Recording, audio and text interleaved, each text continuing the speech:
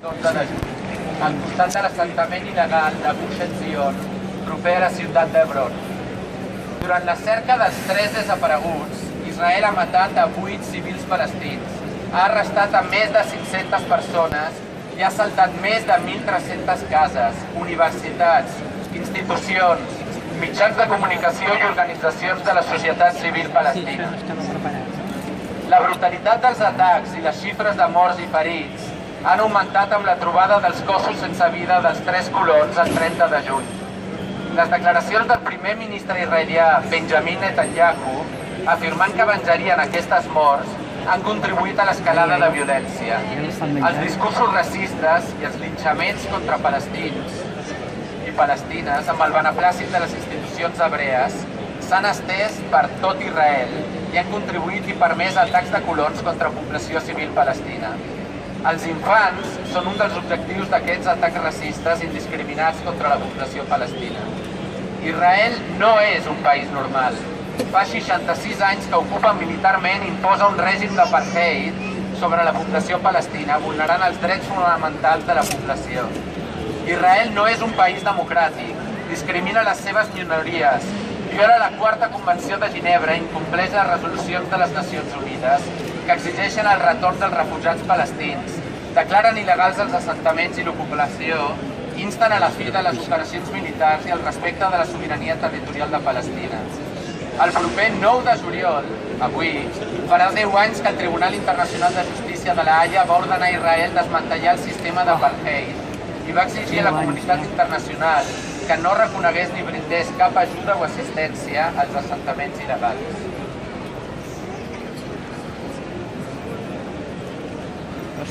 Llegir en el mòbil, jo això Israel no ha podria. convertit Gaza i Cisjordània en un veritable camp d'entrenament, on trobar noves armes, tècniques de combat i control de masses, sistemes de seguretat com són el tron d'armat. Els amplis interessos i beneficis que genera el negoci de la defensa, seguretat i ocupació justifiquen el manteniment d'una política bel·ligerant i colonitzadora, mantenint un constant desenvolupament tecnològic militar que després exporten arreu del món amb la marca Tested in Combat, provat en combat, i per tant sobre la població civil. Per tots aquests motius, les relacions comercials, institucionals i acadèmiques amb el sector militar i de seguretat d'Israel contribueixen a perpetuar l'ocupació i la violació dels drets humans de la població palestina. Només si exercim el tancament de les relacions de complicitat amb el govern, empreses i universitats israelianes que es beneficien del sistema d'apartheid i fem una aposta real i decidida pels drets humans i el dret internacional, serà possible aturar l'ocupació i la violència exercida sobre els palestins i palestines. En aquest context, la coalició Només Complicitat amb Israel hem contribuït a la presentació d'una moció en el Parlament de Catalunya el proper 11 de juliol de 2014, on condemnem l'assassinat de població civil palestina i israeliana, ja que alimenta l'odi i la venjança entre els dos pobles i obstaculitza un procés de pau just. Condemnem l'operació de càstig col·lectiu del govern d'Israel sobre la població palestina de Gaza i Cisjordània. Exigim el respecte dels drets humans i del dret internacional, així com l'aplicació de les resolucions de les Nacions Unides sobre Palestina i Israel.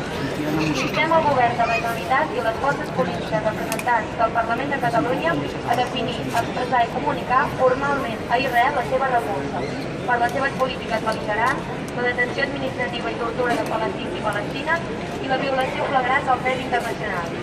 Exigim el trencament de relacions institucionals, comercials i acadèmiques del govern de Catalunya i altres actors públics i privats catalans, amb el govern d'Israel i el sector militar i de seguretat israelià, que té una relació directa o indirecta amb l'ocupació dels territoris palestins, incloent els assentaments il·legals.